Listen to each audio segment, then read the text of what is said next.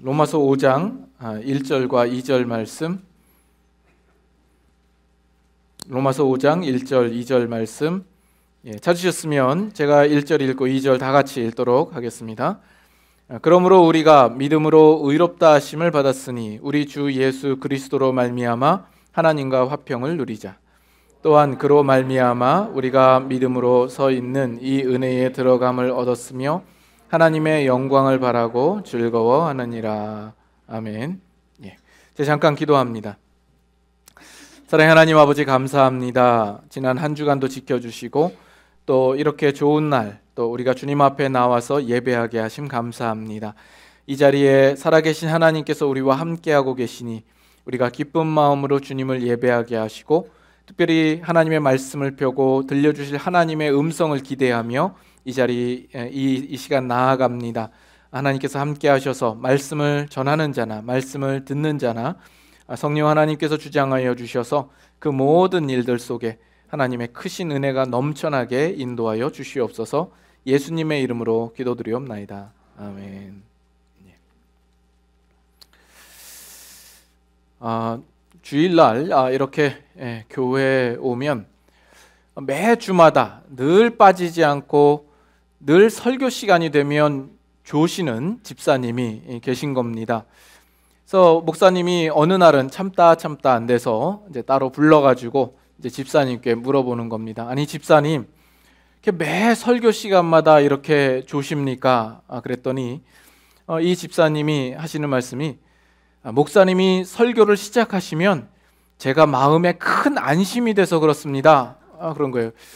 아니 큰 안심이 되신다니 무슨 말씀이세요? 그랬더니 목사님이 하시는 그 설교 말씀은 언제나 교리적으로 옳으시며 성경 말씀을 풀이하시며 해석하는 것도 맞으시고 이단의 주장을 가르치시는 것도 아니며 항상 좋은 말씀을 하시기 때문에 제가 신경 쓸 일이 없습니다. 그래서 큰 안심이 돼서 늘 잠이 듭니다. 이렇게 말씀하시는 집사님에게 나무라야 할까요? 칭찬을 해야 할까요? 여러분들도 그와 같은 이유 때문에 이 설교 시간에 주무시는 것 아니신가 하는 겁니다. 어떠세요? 그 설교 말씀이 안심할 수 있다라는 것은 참 감사할 일입니다만은, 그러나 여러분 자신에 대하여서는 안심할 것이 아니라 우리가 더욱 깨어서 긴장하고 주의를 기울여서 내가 말씀 앞에 온전한가 우리가 돌아보아야 할 것입니다. 그래서 어찌든 일단 우리가 말씀을 들어야 하지 않겠습니까? 그래서 오늘 이 시간도 하나님의 말씀에 귀를 기울이시면 좋겠습니다. 우리가 지금까지 로마서 4장 말씀을 쭉 보아왔고 이제 마쳤습니다. 우리가 지난주에는 로마서 4장의 마지막 구절을 가지고 나누었습니다. 부활절이었기 때문에 예수 그리스도의 부활에 초점을 맞춰서 말씀을 나누었었죠. 하지만 이 로마서 4장에 이르기까지 사도 바울이 진술하였던 그 모든 내용을 한마디로 요약하자면 그것은 바로 이신칭의라고 이야기할 수 있겠습니다.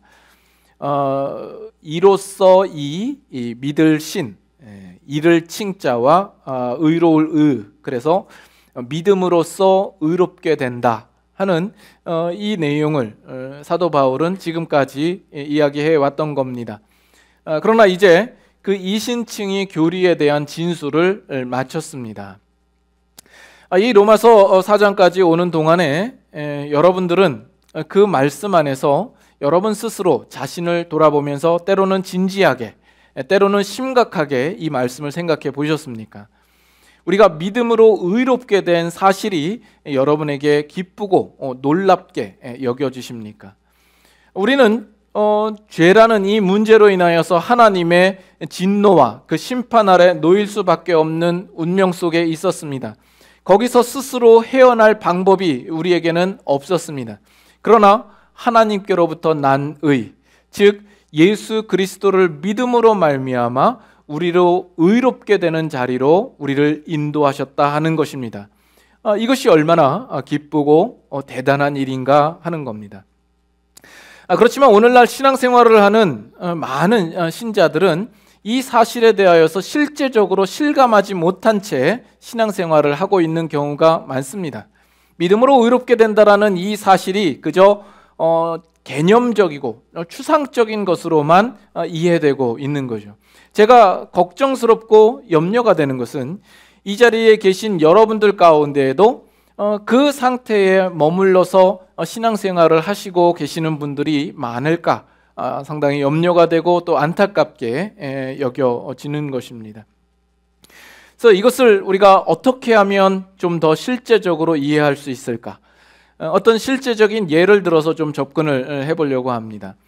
저는 지난주에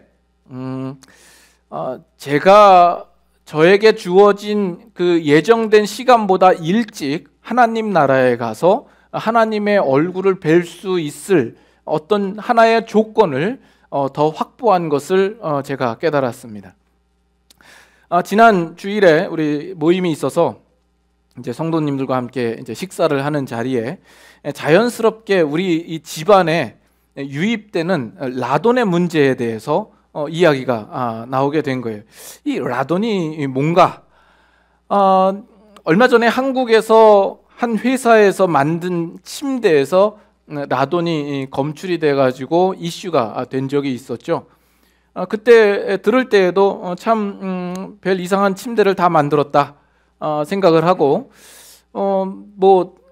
나랑은 별로 큰 상관이 없는 문제로 이렇게 생각을 했습니다. 라돈이 뭔지도 모르고. 근데 이 라돈이 뭔가 하면 이 토양이나 돌 속에서 라듐이 핵 분열을 일으킬 때에 발생하는 가스입니다. 우리 가정 집이 이 토양과 인접해 있을 경우에 우리 집에 갈라진 틈으로 이런 라돈 가스가 집안으로 유입될 수 있다라는 겁니다. 그 토양의 압력보다 집안의 압력이 더 낮기 때문에 그 가스가 집안으로 유입되는 것이죠. 그래서 이 WHO 국제보건기구에서는 이 라돈을 1급 발암물질로 지정을 했습니다.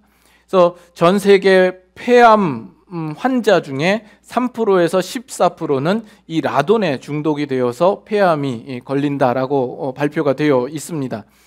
흡연에 의한 폐암 발병률 다음으로 이 라돈에 의하여서 그 암이 발생하는 요인이 되기도 하는 겁니다. 근데 특히 이 라돈이라는 것이 무색, 무취, 무미입니다. 전혀 색깔이 없고 냄새도 없고 맛도 없는 겁니다.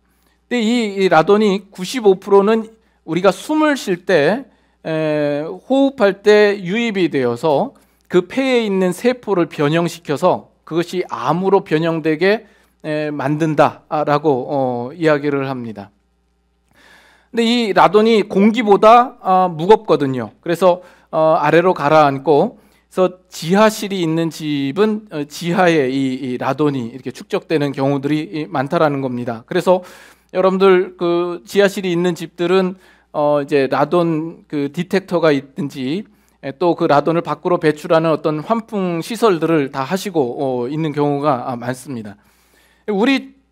저희 집도 들어갈 때 피니시가 안 된 상태에서 저희가 피니시를 하고 들어갔거든요. 근데 누구도 뭐 라돈에 대해서 그 이야기를 해준 사람도 없고 저도 무지해서 그것을 설치할 생각조차 하지 않았던 겁니다. 그리고 지금까지 지나온 수년의 시간들 속에서 저는 지하실에서 말씀도 준비하고 책도 읽고 또 컴퓨터도 하고 또 잠도 자고 수많은 시간들을 거기서 지낸 거죠.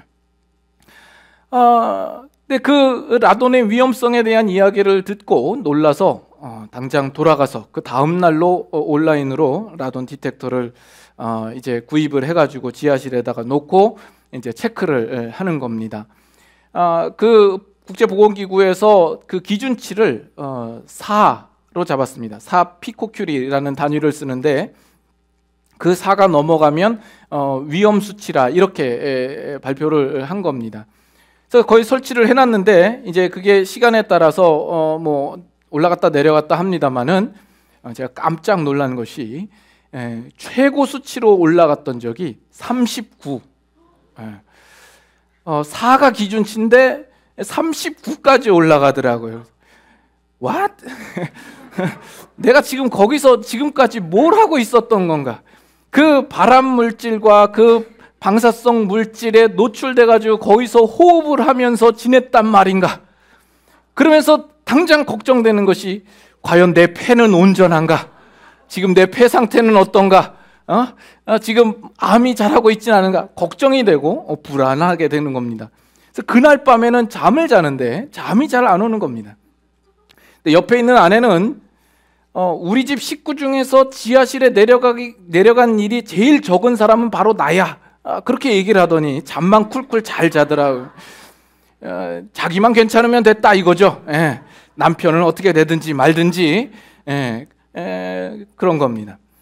뭐 여러분들 가운데도 안심할 수 없는 것이 여러분들 제자반 하신 분들은 우리 집에 오셔서 지하실에서 제자반 성경 공부를 하셨을 때에는 아마 라돈 한 사발씩은 다 드시고 가셨을 거라 이렇게 생각을 합니다.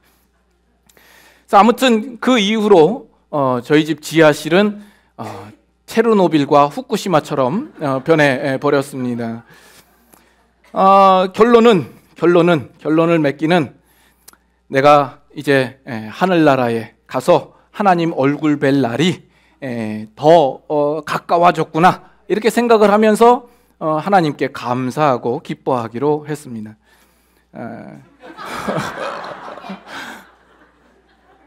할렐루야. 그러나 여러분에게 꼭 이제 여러분들이 아셔야 할 것은 나중에 제가 폐암에 걸리거든 여러분 몰래 담배를 펴서 폐암이 걸린 게 아니라 라돈 때문인 줄 아시길 바랍니다. 근데 지금 이 이야기를 왜 하냐 하면 지금 이것이 우리의 삶과 상당히 비슷하다라는 생각이 드는 거예요. 이 라돈이 무색, 무치, 무미하거든요. 그래서 우리는 몰랐어요. 여러분들도 과거에 이런 가스 자체가 있었다는 것을 몰랐을 거 아닙니까? 우리는 그것을 알아채지 못해요. 전혀 모르는 겁니다. 근데 마치 우리의 삶 속에서도 죄라는 존재가 마치 이와 같은 존재인 거예요. 그거는 맛도 없고 색도 없고 모양으로 보이지도 않고 우리는 그 죄라는 것 자체가 존재하는지 그걸 인식하지 못하면서 우리는 지금까지 살아온 겁니다. 이 죄라는 것은 우리의 영혼에 있어서 1급 발암물질 아니겠습니까? 이 라돈이 가지는 위험성이나 그 치명적인 결과보다 이 죄가 우리에게 미치는 영향이 그것보다 훨씬 크다라는 것 아닙니까? 이 죄로 말미암아 우리 모두는 영락없이 사망에 이를 수밖에 없게 된 겁니다. 우리가 지금은 이 세상에서 물론 숨을 쉬며 살고 있지만 우리는 죄로 인하여서 우리는 분명 그 영원한 사망에 이르고야 말 것입니다. 그런데 우리가 이제는 그 죄를 알게 되었습니다. 그 죄를 인식하게 되었고 그 죄의 실체와 그 위험성에 대해서 알게 된 거죠. 그것을 알자마자 우리는 어떤 반응이 오게 되는 거예요.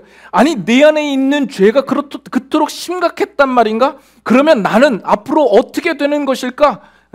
내가 그러면 이 죄와 사망에서 어떻게 벗어날 수 있을까?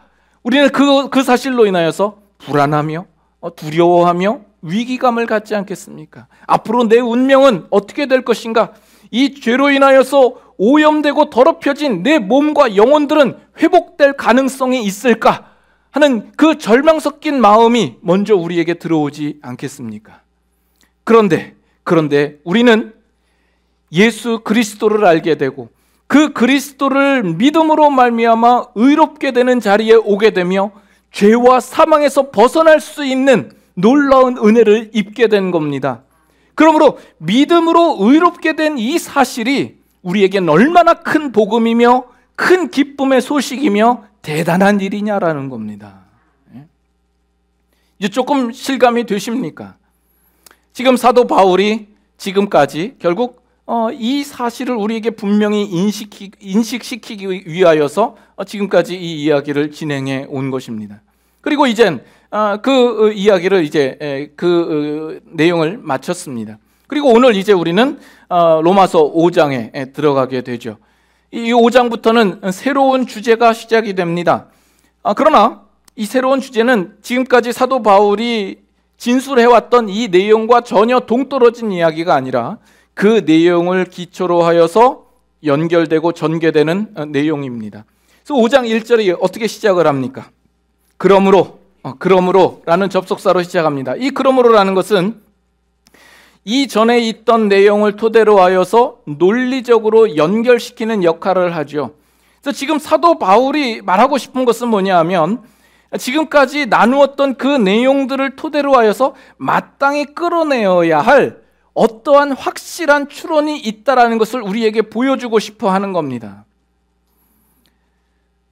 계속해서 보면 그러므로 우리가 믿음으로 의롭다 하심을 받았으니, 이것은 우리가 지금까지 나누었던 그 4장까지의 내용을 다시 한번 간단하게 요약하죠. 그리고 이 그러므로라는 접속어는 사실 이 문장 뒤에 붙어도 상관이 없겠죠. 우리가 믿음으로 의롭다 하심을 얻었으므로 그 나타나는 결과가 무엇이냐 할 때는 우리 주 예수 그리스도로 말미암아 하나님과 화평을 누리게 되었고, 2절에는 그로 말미암아 우리가 믿음으로 서 있는 이 은혜에 들어감을 얻었으며 하나님의 영광을 바라고 즐거워하느니라, 이렇게 나옵니다.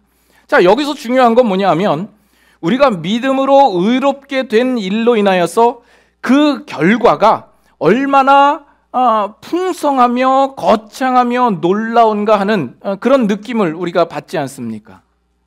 근데 우리가 다시 한번 솔직해지십시다. 여러분, 예수 그리스도를 믿음으로 말미암아 의롭게 된 이 사실이 여러분들은 어떤 의미로 다가오십니까? 어느 정도로 이해하고 계시고 얼마나 큰 가치로 여러분들은 여겨지시고 있습니까? 예수님을 믿음으로 말미암아 의롭게 된 사실을 여러분 믿으시죠? 믿으시고 시인하시고 동의하시고 인정하실 것입니다. 그러나 늘 우리는 거기까지만이죠. 그 이상은 우리가 크게 바라지도 않고 그 이상을 우리는 잘 모르는 것 같습니다. 예수님을 믿었으므로 나중에 천국 갈 것이다, 우리는 이렇게 믿지만 그 일조차도 우리에게는 그렇게 기쁘거나 감격스럽지 않아 보입니다. 왜냐하면 그것은 있을지 모르는 그 천국을 위하여서 오늘 믿은 이 믿음은 그저 하나의 보험에 든 것에 불과한 것이거든요. 그리고 그 보험 증서는 장롱 속 깊은 곳에다가 숨겨서 보관해 놓고 나중에 쓸모가 있을 때면 꺼내 쓰려고 생각을 하고 이 세상을 살아가는 동안에는 어디까지나 내 생각과 내 판단과 내가 하고 싶은 것과 내 소원을 따라서 살아가는 그런 모습으로 우리는 살아가고 있거든요. 그래서 어쩌면 우리는 아직까지도 믿음으로 의롭게 된다라는 이 사실을 너무나 피상적으로 알고 있는지 몰라요. 그것이 우리에게 약속하고 보장하고 있는 것이 무엇인가를 우리는 깊게 생각하지 않습니다. 그래서 앞으로 한두 주 좀 더 할애해서 이 부분을 조금 더 우리가 자세히 나누려고 생각을 합니다. 오늘 우리가 중점적으로 다루고 싶은 내용은 뭐냐 하면 우리가 믿음으로 의롭게 된 그 사실이 최종적으로 구원의 영광에 이르는 그 일까지 보장되어 있다, 이 사실을 확인하려고 합니다. 2절 다시 한번 보시면 또한 그로 말미암아 우리가 믿음으로 서 있는 이 은혜에 들어감을 얻었으며 하나님의 영광을 바라고 즐거워하느니라 이야기를 합니다. 하나님의 영광을 그저 소망하고 그 영광을 가질 수 있는 어떤 가능성 있는 자리로 들어왔다, 이렇게 이야기하는 것이 아니라 그것을 바라고 즐거워한다고 이야기를 합니다. 그 소망이 확실하지 않다면 즐거워할 수 없습니다. 그것은 떡줄 사람은 생각지도 않는데 김치국부터 마시는 격이죠. 즐거워할 수 있다는 것은 그 소망이 너무나도 확실하고 분명하기 때문에 즐거워한다라고까지 지금 이야기를 하고 있는 겁니다. 그래서 예수 그리스도를 믿음으로 의롭게 된 자는 누구나 그 앞에 이 소망이 있으며 누구든지 예외 없이 그 소망에 따른 성공적인 결과가 주어질 것이라는 그 뜻이 이 구절 안에 포함되어 있는 겁니다. 여러분들 뭐 아이들 데리고 놀이공원 간다고 그러면 여기 가까운 식스플렉이나 이런 데를 간다고 하면 그 앞에서 티켓을 구매하죠. 그러면 그냥 입장권이 따로 있고 자유 이용권이 있습니다. 이 입장권은 그냥 거기 입장하는 것만 가능한 것이죠. 그래서 거기서 놀이기구를 탈 수 없고 타려면 또 다시 페이를 해서 타야만 합니다. 그러나 자유 이용권은 거기에 그 모든 것이 포함되어 있는 것이죠. 오늘 우리가 예수 그리스도를 믿음으로 말미암아 우리가 의로움을 얻었다라는 이 놀라운 사실은 그저 입장권에 불과한 것이냐 아니면 자유 이용권과 같은 것이냐라는 겁니다. 오늘날 우리 많은 신자들이 예수님을 믿는다고는 하지만 그 믿음 안에 포함된 너무나도 크고 엄청난 그 약속과 그 가치를 우리는 모르고 살 때가 많다라는 겁니다. 여러분들이 이제 설교를 들으시면서 이런 예를 많이 들어보신 적이 있으실 겁니다. 어떤 사람이 그 평생의 소원이 크루즈를 타고 여행을 하는 게 소원인 거예요. 돈이 없어서 열심히 일해서 알뜰하게 살고 돈을 모아가지고 크루즈를 탈 수 있는 티켓을 산 겁니다. 그리고선 이제 크루즈를 탔어요. 탔는데 그 안에서 차려진 그 많은 맛있는 음식들과 그 부대 시설을 이용하는 그 일에 있어서는 돈을 지불할 그 돈이 없는 겁니다. 그래서 여행을 하는 동안 쫄쫄 굶고 있다가 나중에 가서야 자기가 산 티켓이 그 모든 시설을 이용하고 거기서 먹을 수 있는 모든 것을 먹을 수 있다는 것을 알게 되고 경악을 했다라는 것 아닙니까? 우리가 이런 식으로 예수 믿는 것을 상당히 가난하게 예수님을 믿을 가능성이 있는 거예요. 오늘 우리가 예수 그리스도를 믿었고 내가 의롭게 되었는데 이것이 전부이고 그냥 그것이 하나의 입장권에 불과하고 그것이 얼마나 큰 가치와 많은 것들을 포함하여 우리에게 약속하며 보장하고 있는지를 우리는 모르고 있는 거죠. 그래서 그 이후에는 내가 어떻게 하느냐에 따라서 그 결과가 조금씩 주어진다라고 생각하고 내가 예수 믿은 이후에는 하나님께 기도를 열심히 해서 하나씩 하나님께 받아서 채워 누리는 것으로 우리는 생각하기 쉽더라는 겁니다.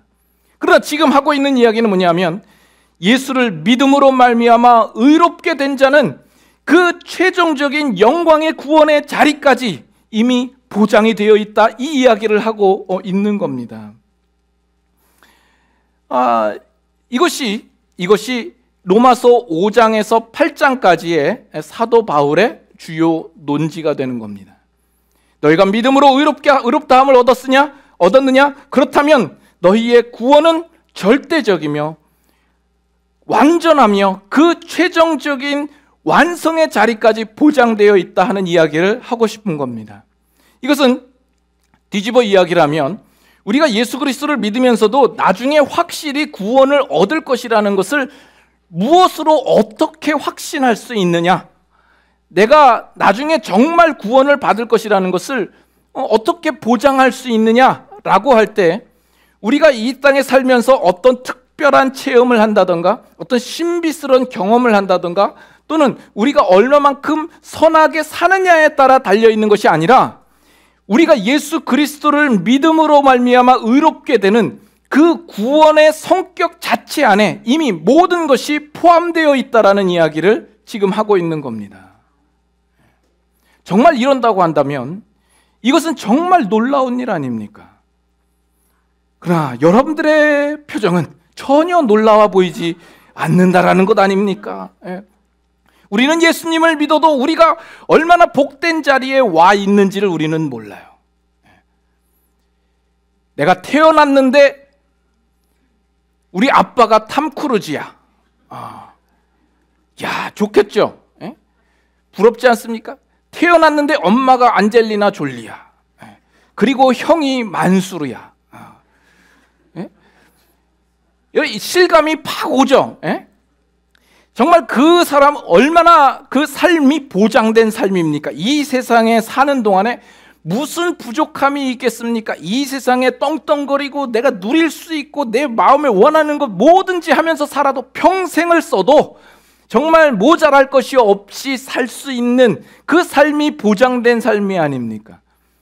그런데 우리가 예수 그리스도를 믿음으로 말미암아 우리에게 약속되고 보장된 것이 얼마나 큰지를 우리는 모르고 산다라니까요.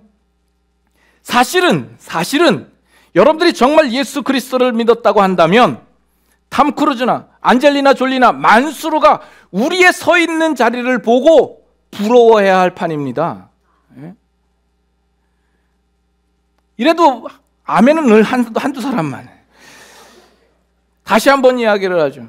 우리의 범죄함을 위하여서 내어주고 우리를 의롭다 하시기 위해서 다시 살아나신 예수 그리스도, 그를 죽은 자 가운데서 다시 살리신 이 바로 그 하나님을 참으로 믿는 자는, 여기서 참으로 믿는다라는 것은 아주 중요한 전제가 될 수 있습니다. 그냥 어설프게 엉터리로 거짓된 믿음을 이야기하는 것이 아닙니다. 정말 여러분들이 그 분명한 사실을 여러분의 마음 가운데 고백하고 있고 믿음으로 가지고 있다고 한다면 여러분의 구원은 절대적이며 완전하며 결국 최종의 자리까지 가게 될 것이며 이 세상의 그 어느 것도 여러분들이 가진 것을 박탈할 수 없는 것이 되는 겁니다.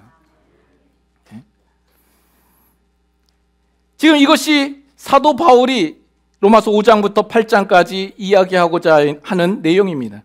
그 사이에 어떤 것도 우리의 확실한 것과 우리의 소유한 것을 변형시키거나 빼앗아 갈 수 있는 것이 없다라는 이야기입니다.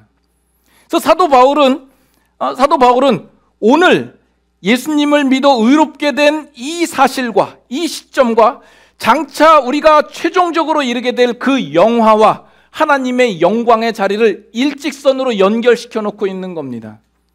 그러므로 우리는 하나님께서 은혜로 허락하신 그 운명적 선물을 이미 우리는 받은 자들이 되는 겁니다. 그래서 이 5장부터 8장까지의 내용 속에는 우리가 그 성화라는 주제는 빠져 있습니다. 그러면 이것이 어떻게 가능한가? 어떻게 우리가 예수님을 믿었을 때 그 구원이 보장된다라고 이야기할 수 있을까? 그 근거는 무엇일까라는 거죠. 5장 8절 보세요. 로마서 5장 8절 9절. 우리가 아직 죄인 되었을 때에 그리스도께서 우리를 위하여 죽으심으로 하나님께서 우리에 대한 자기의 사랑을 확증하셨느니라. 다 같이. 그러면 이제 우리가 그의 피로 말미암아 의롭다 하심을 받았으니 더욱 그로 말미암아 진노하심에서 구원을 받을 것이니. 자, 보세요. 우리는 죄인이었어요. 그런데 하나님이 우리를 사랑했대요. 그래서 예수 그리스도를 보내셔서 죽으시게 하셨대요. 그러므로 말미암아 하나님의 진노 안에 있는 우리들이 구원함을 얻게 된다라고 이야기를 합니다. 여러분, 여기서 말하는 이 논리를 제대로 이해를 하십니까? 우리가 가진 이 구원 사건 자체가 어떻게 최종적인 구원까지 보장될 수 있느냐 하면, 우리의 구원이라는 것은 우리 안에서 가지는 어떤 노력이나 우리의 조건이나 우리의 원인으로 말미암은 것이 아니라 전적으로 하나님의 은혜와 선물로 주어졌다라는 것이거든요. 우리 안에 가지고 있는 어떤 근거를 내세워서가 아니라 하나님의 성실하심, 하나님의 사랑하심, 그의 의지에 기인하여서 우리의 구원이 주어졌다라는 겁니다. 그렇다고 한다면, 정말 그렇다고 한다면 하나님의 사랑과 성실하심, 신실하심, 그의 의지가 변하지 않는 한 우리에게 주신 이 구원도 결코 변함이 없을 것이라는 당연한 결과가 나오지 않겠습니까? 그래요, 안 그래요? 이것은 다시 말하면 뭘 이야기하냐 하면, 우리가 예수 그리스도를 믿을 때에 그 믿는 것이 어떻게 구원의 확실성을 가져다 주느냐, 그것은 하나님의 성실하심, 그의 신실하심, 그의 의지에 우리의 구원의 근거를 두었을 때에는 그것은 분명 우리의 구원의 확신으로 인도하게 할 겁니다. 그러나 만약에 여러분의 구원 속에서 하나님의 신실하심과 그 성실하심을 놓치게 된다고 하면 여러분들은 그 구원을 잘못 이해하는 것이요, 여러분의 구원의 확신은 언제나 흔들릴 수밖에 없게 되는 겁니다.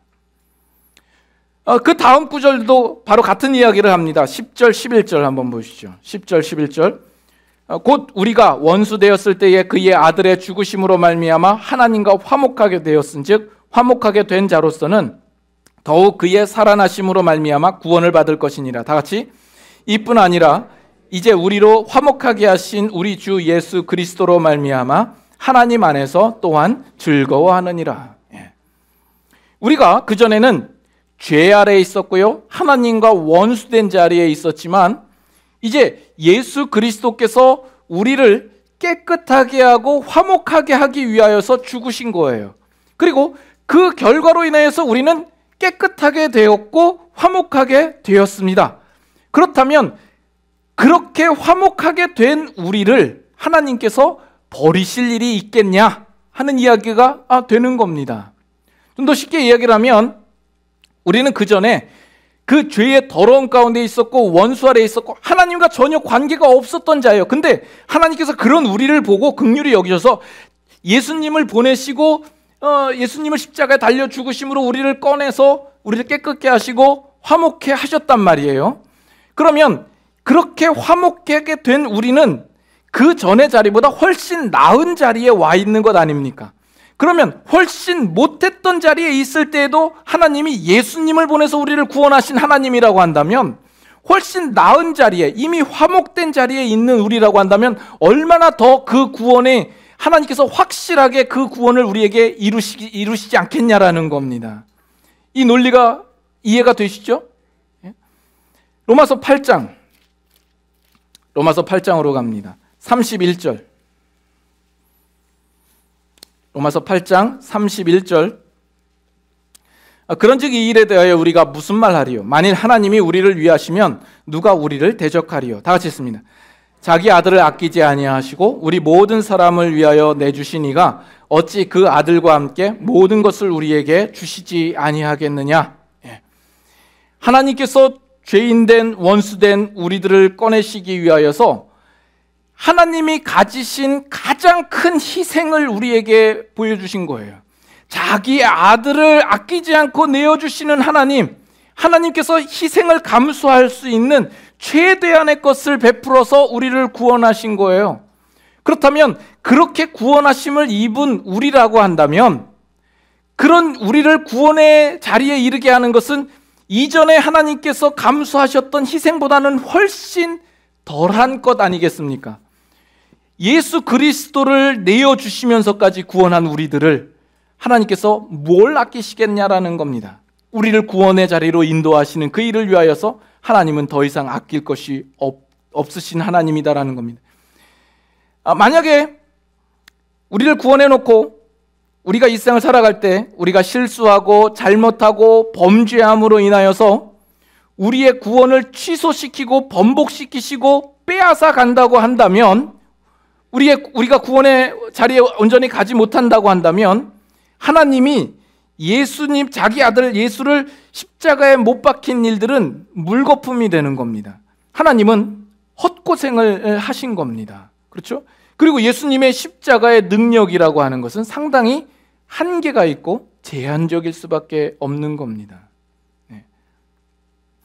그래서 우리의 구원하심이 어떻게 최종적인 자리까지 직결될 수 있는가? 29절 30절 보시죠. 그 앞에 바로 하나님이 미리 아신 자들을 또한 그 아들의 형상을 본받게 하기 위하여 미리 정하셨으니 이는 그로 많은 형제 중에서 맏아들이 되게 하려 하심이니라. 다 같이.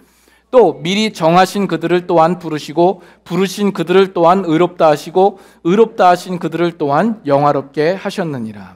자, 여기 하나님께서 미리 아신 자들로 정하시고 부르신대요. 이것은 어떤 그 예정이라는 의미로 우리가 이해될 수 있지 않습니까? 여기에 왜 예정이라는 것이 강조되어 있냐면, 하나님께서 우리를 부르시고 구원하시는 일들은 어디까지나 하나님께서 계획하신 일이요, 작정하신 일이요, 하나님으로부터 기인되었다라는 사실을 강조하기 위해서 등장하는 겁니다. 그것은 어떤 우리의 노력이나 업적이나 성과나 우리의 선택으로 된 것이 아니다라는 것을 분명히 하기 위하여서 지금 우리를 미리부터 정하시고 아신 하나님이 우리를 부르셨다라는 이야기를 하는 겁니다. 자, 그런데 부르신 우리를 의롭다 하시고 의롭다 하신 우리를 영화롭게 하셨느니라 이야기를 해요. 이 부분은 얼마 전에도 우리가 언급을 했었죠. 영화롭게 될 일은 미래에 일어날 일입니다. 그러나 여기 시제를 보면 완료형으로 써 있어요. 그래서 이거를 우리가 예언적 과거라 이렇게 시제를 칭한다라고 말씀을 드렸죠.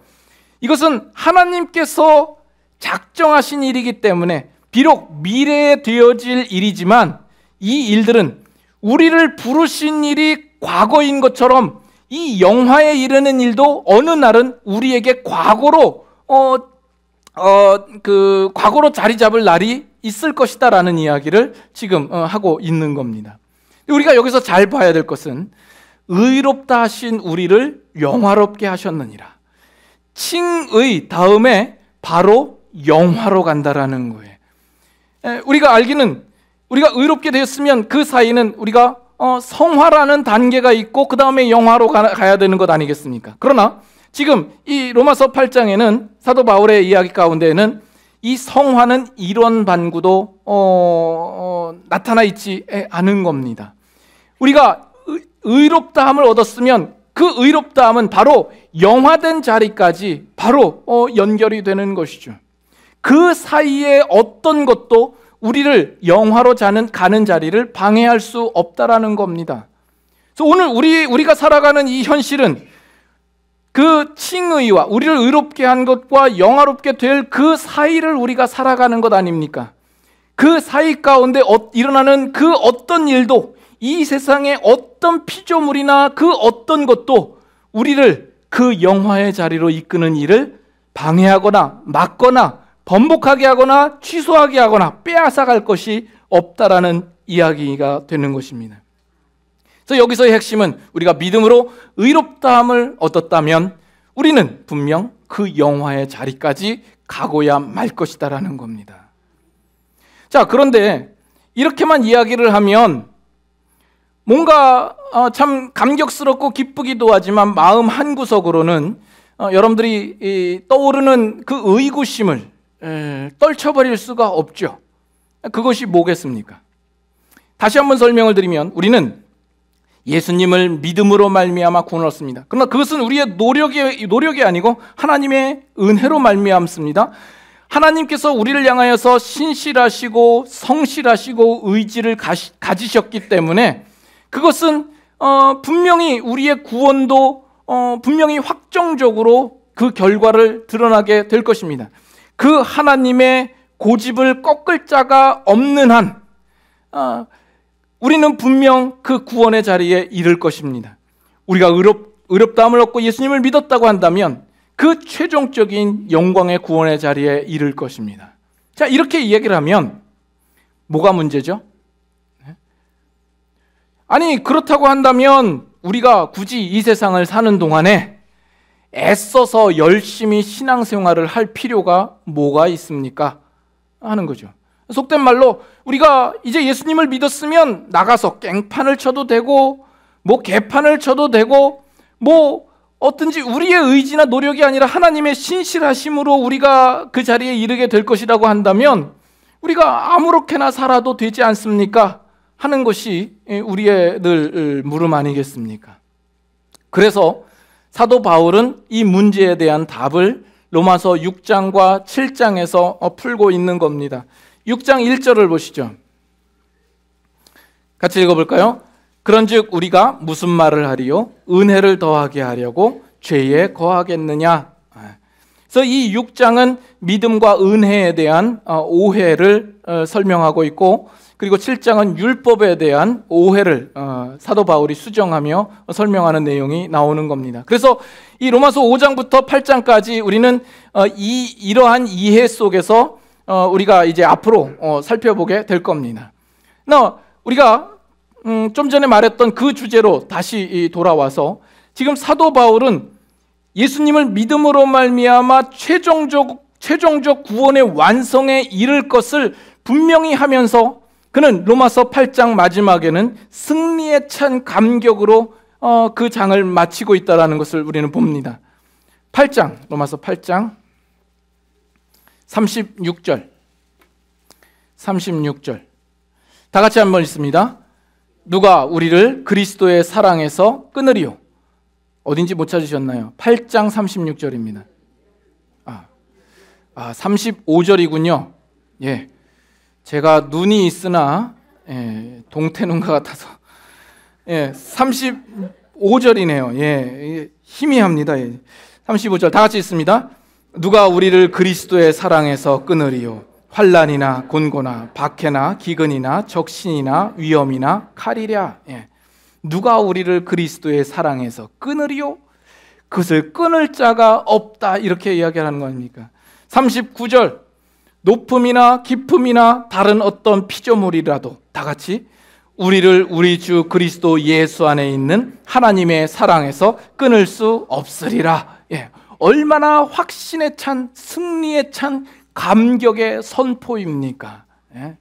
그래서 우리가 예수 그리스도를 정말 믿음으로 고백하고 우리가 의롭게 된 자라고 한다면 우리는 하나님의 자녀가 되었으며 결국 그 최종적 구원의 자리에 이르고야 말 것이다라는 사실을 사도 바울은 분명하게 정말 감격스럽게 확신에 차서 우리에게 선포하고 있는 겁니다. 결국 우리는 하나님의 존전으로 우리가 다 나아갈 것이며 우리는 다 하나님의 시민권자가 되는 것이다라고 이야기를 합니다.